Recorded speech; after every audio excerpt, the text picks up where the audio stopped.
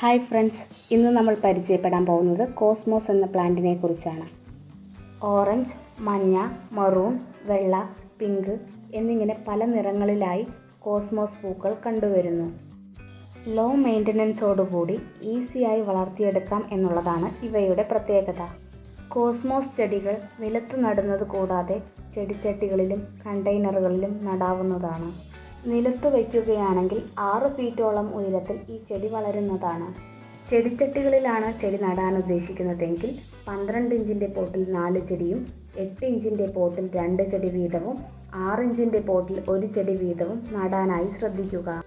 Cosmos നടാനായി well ഫെർട്ടൈൽഡ് ആയിട്ടുള്ള സോയിലിൻ്റെ ആവശ്യമൊന്നും തന്നെ ഇല്ല.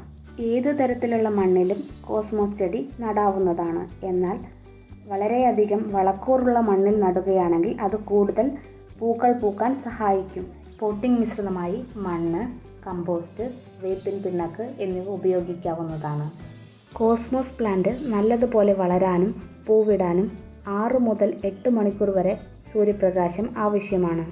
വരൾച്ചയെ അതിജീവിക്കാൻ കഴിയുന്ന ചെടിയായതുകൊണ്ട് തന്നെ കോസ്മോസിന് അമിതമായ ജലസേചനത്തിൻ്റെ ആവശ്യം ഇല്ല. വിത്ത് ഉപയോഗിച്ചാണ് ഈ ചെടികൾ പ്രൊപ്പഗേഷൻ ചെയ്യുന്നത്. മണ്ണിൽ നടുന്ന വിത്തുകൾ ഏകദേശം 3 ദിവസം കൊണ്ട് മുളച്ചു കിട്ടും. 15 ദിവസത്തിനു ശേഷം ഇവയെ പറിച്ചു നടാം. പറിച്ചു നട്ട ചെടികൾ ഏകദേശം 1 മാസത്തിനു ശേഷം പ്രൂണിങ് ചെയ്യാവുന്നതാണ്. 2 മാസങ്ങൾക്ക് ശേഷം ഈ ചെടികളിൽ പൂക്കൾ പൂത്തു തുടങ്ങും. വാടിയ ഇലകൾ മുറിച്ചു മാറ്റുന്നതും വാടിയ പൂക്കൾ മുറിച്ചു മാറ്റുന്നതും ചെടിയെ കൂടുതൽ കാലം നിലനിൽക്കുന്നതിനും കൂടുതൽ പൂക്കൾ വിരിയുന്നതിനും സഹായകമാക്കുന്നു. പൂക്കൾ മങ്ങിയ ശേഷം ബ്രൗൺ നിറത്തിലുള്ള വിത്തുകൾ ശേഖരിക്കാവുന്നതാണ്. പെസ്റ്റായി കണ്ടുവരുന്നത് മിലിബഗ്, സ്പൈഡർ മില്ലറ്റ്, ആൽഫിഡ് എന്നിവയാണ്. ഇവയെ തുരത്താനായി ആഴ്ചയിലൊരിക്കൽ നീം ഓയിൽ സ്പ്രേ ചെയ്ത് കൊടുക്കുക.